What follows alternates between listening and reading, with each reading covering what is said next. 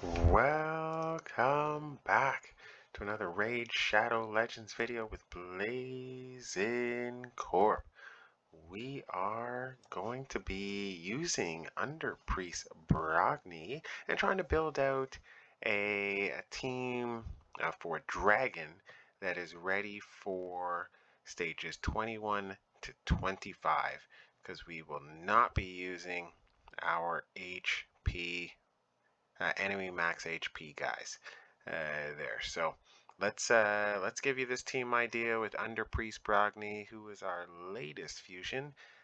He is not fully built out, doesn't have a really good gear on him, but he is fantastic there, even though he is not built out. So kind of a mid gamer's dream, and I'm very happy that I built him, that I got him, and I will be building him out once I get some good gear, which is why we're going to be running Dragon next.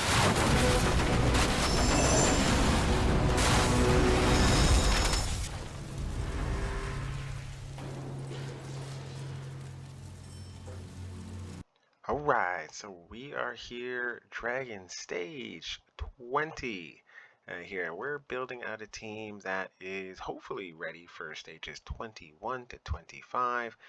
We've got Bad L as our lead. Yeah, I guess Bad L is our lead. I don't think Underpriest can be lead here. Nope. Here, so he's going to increase crit rate in all battles by 25% there. Don't really have a better lead. Yeah, at least right now with this particular comp, don't have a better lead. I'm sure I could find somebody, but is what it is. There we've got Astralon, who I quite love. There, if you've seen any of the other videos or even his champion guide, he is a fantastic control champion, literally a control god. There, lots of stuns. If you build him out right and you build out the champions around him right, you're going to be getting a whole lot of damage there, and a whole lot of control. And then we have, this is you know, the synergy between these two is just amazing. We're gonna have Iron Braggo. Actually, I do have, this is funny actually, I've got the last like 3, yeah, I think these are the last 3 fusions here in this team, which is kind of funny. So this is kind of like a, well, with the exception of Bad L, this is kind of a free to play team, friendly team, because you could have gotten all of these guys free to play. Obviously, we have Scylla the Drakes there, and she is definitely free to play because you get her at 6 months. There are 180 days on that end. So as you all know, I just got her. We had all the legendary books ready for her. We had all the food ready for her. The last thing I really need to get here, and we couldn't get it just because we were in the event for Brogni, was her last star, and then you know, we'll fire her up. So let's look at some of the stats real quick. There's some of the gear, and then we'll fire this stage up. All right, we are back. So we've got perception, we've got speed, and then a broken set here. Let's see total stats for Bad L: 53,000, 1,900 attack, 2,300 defense, 234. It's important to keep him fast. He's gonna have continuous heals over time. He's gonna be clearing debuffs, so very important on that end. 96. Their crit rate, obviously one is crit rate and his crit damage high there, so that the heal on his A1's you know, rather beefy. And then I like this guy having a high resistance and a high accuracy. So, you know, obviously, if I can get better gear over time, like I'll build out more resistance, more accuracy. Actually, probably the way I'll build those out actually is going to be through the Great Hall. They're getting both of these up to 10. 10 level 10 will give an extra 80, right? So those will be in the 300 310 range, which will be really nice and beefy there. And then he'll be ready for, you know, Doom Tower hard. And there obviously some better gear that has some better stats on it would definitely beef up defense. There a little bit of attack, but most likely beef up crit damage there, or even just beef up more health points. Like, we'll have to see. Although I do like the way he's built out right now. Alright, so next, Iron Braggo, my favorite champion here. I've got defense, a little bit of accuracy, speed here. Total stats, 35,000 health points, 1,400 non-existent attack because it doesn't matter. He's a defensive-based champion, so 4,300 on the defense, 183. That could, in a end game build, he's going to be hovering right around like the 210 mark, if not faster there. So getting stats on the gear, obviously you can see most of this gear is 5 stars, so getting 6-star gear, speed there with accuracy, resistance, and a ton of crit damage, obviously good there, and then obviously speed as well. So super important on that end. I do like having a little bit of accuracy on him so that he can get his attack down and his provokes out there. Definitely helps with any progression that you're going to put him through. So obviously you can see once we get our Great Hall kind of built out, like he's going to be pretty beefy kind of everywhere there, but that's something you just got to build out the Great Hall. So little bit by little bit we're building that out. Alright, who is next? Astrolon, there he is. Astrolon. So Astrolon Savage Gear, he does really well ignoring defense. Mastery, I guess I should show Masteries. There, we'll show that in a second. Here, 32,000 health points, attack, 3,700. That could definitely go higher. So could crit damage. Here, 196 speed could definitely go into, the 210, 220 range there with better gear. There. So, this is why this is a mid-gamer's guide here, because I am not an end game yet there, and, the majority of us are mid-gamers there, so it's very important to show, our point of view. So pretty nice. Obviously having the accuracy here is good here, so that way we can get the defense down on his, I believe that's his A1. Let's just double check. Yeah, on his A1 there, kind of, going. Masteries here, we went down the attack tree, went down to, what is this, Hellraiser, I think, there, so ignore 50% chance to ignore another 25% defense, and then down the accuracy to, I'm trying to remember which one that was, what it's called. It doesn't matter what it's called there, but 30% chance to extend the duration of any debuff cast by this champion, so kind of neat there on that end. So just masteries on Bad L, same thing, attack down to War Master, and then you had the accuracy tree or support tree there with a bunch of accuracy kind of built in, and then the base stats increase as well. Obviously a good thing there.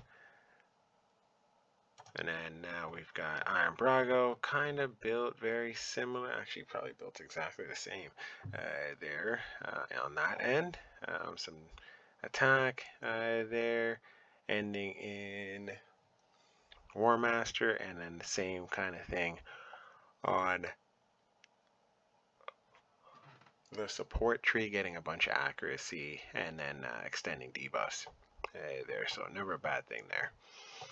Alright, so where is Scylla the Drakes? There she is. So Scylla the Drakes, I could definitely build out one of her other sides, but we're running her right now without the additional either support or attack tree. Kind of built her a little bit differently than, I've seen out there. because I wanted this ability. You know, has a 60% chance of placing a leech for 1 turn when placing a stun there. So my goal is to eventually get her into stun gear, full stun gear, so that she has double chance to hit stun on pretty much every turn. There, and then therefore also hit a leech on that end. But the more turns she takes, the faster she is, the better for her. So she's kind of like damage mitigation kind of build here on that end with what is that, bulletproof, blast proof, and delay death, and then shadow heal here, you know, for arena there. So unsure right now whether to get her some support there or go down the offense tree. We'll figure that out as we, you know, try her out in different content. Though the end goal, once I get the 200 these red scrolls, is to put fearsome presence on her, so she gets that extra 5% to do stun there, whether from skills or artifacts. That will definitely help landing the stun quite a bit more. So definitely not a bad thing there. Alright, so you can see here on her 4 perception gear and then a broken set. She can definitely have some better stats, but her stats are pretty decent. They're not altogether.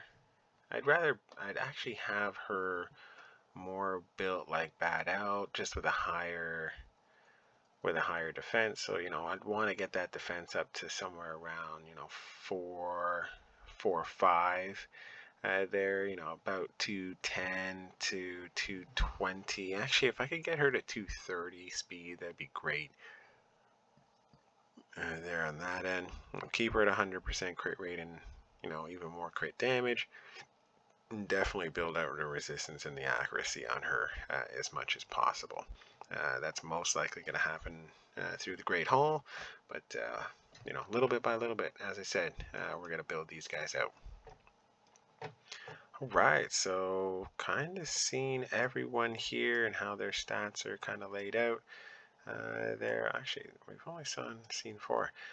Who's my last person in here? Oh, well, Underpriest, the person that we all came to see here. So, you know, ways that we can build him up there with more health is put a health amulet or necklace and then a health banner on him with you know, a bunch of speed. Now, obviously, he's got the stun gear, and you know, these are going to get better over time here for sure. And then a broken set here, both are HP based there. So pretty much, you know, my goal is to get him to somewhere in that 100,000 range for HP. But for right now, he is not anywhere near on that end. He's running 40, almost 41,000 right now. 1,000 attack, 1,400 defense.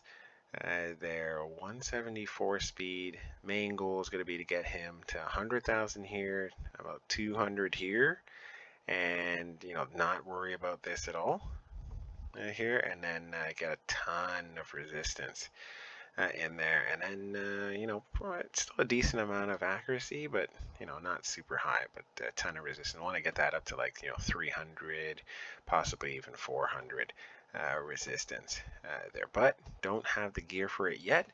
But you know, that's why we're going to be running, you know, these different things, so we can get that gear for this guy. He is defensive build for sure. Masteries on him. You know, nothing special so far here on this end.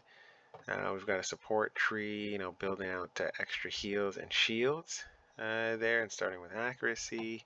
And then we've got resistance into more resistance, into shadow heals and damage mitigation. Obviously, any stuns that happen, we can hopefully put out a leech there as well. And stuns will happen off the reflect damage when people try to hit shields. So that is super important there, because you could potentially get not only the heals from the shields and the reflect, but you can also get heals from the leech that can possibly be put on. So this is actually one of the strongest abilities to put on on Brogni here.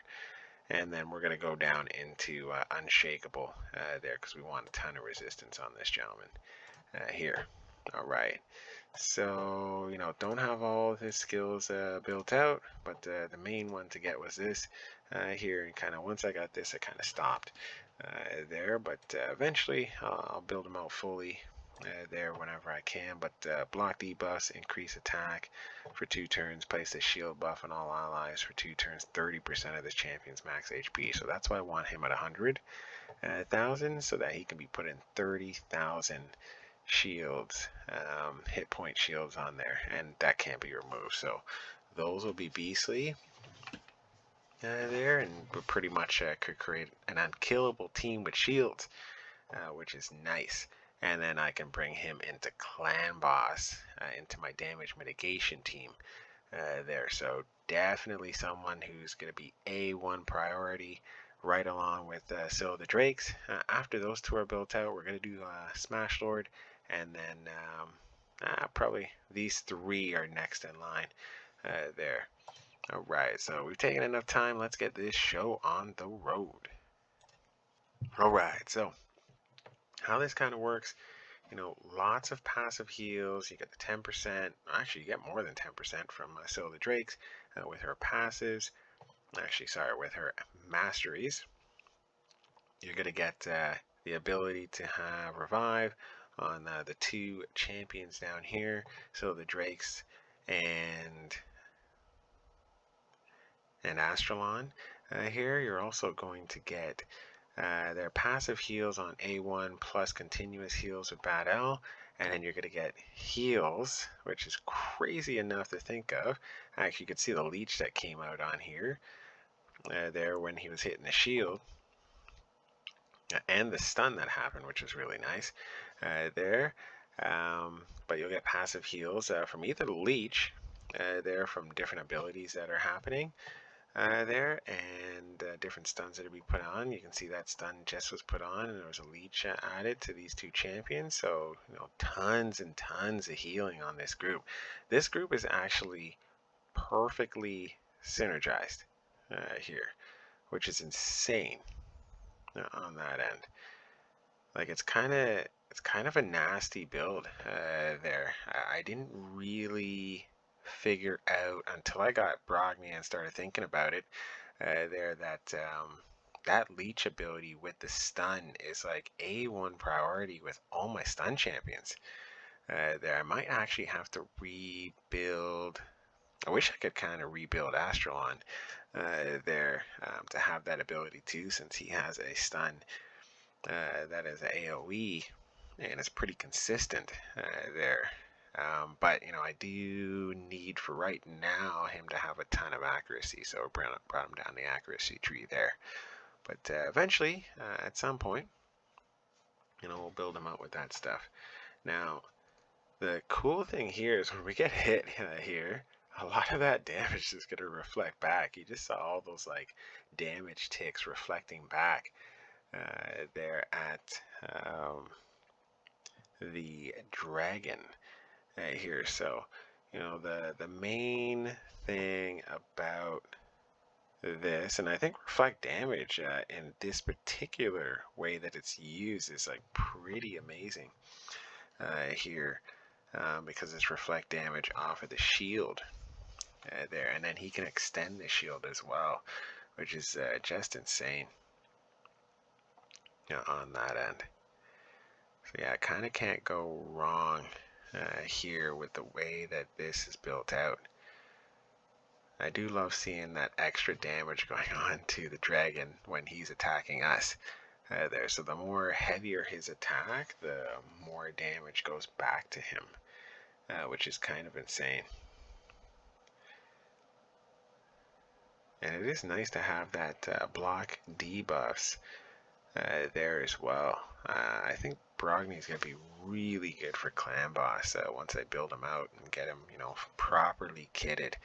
I almost got to kit him very similar to if any of you guys have Misgraded Monster They're like the kit's gonna be very, very similar. I just want way more shields, like way more higher shields than Miscreant Monster puts out there. So I want his HP to be a little bit higher there, into the 100,000s or more.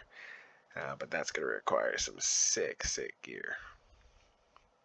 All right, so that was a a nice powder keg. A lot of stuff being done here that is not showing up in the stats, because when the reflect damage is actually done, it shows up in the stats of the person who it was reflected from here.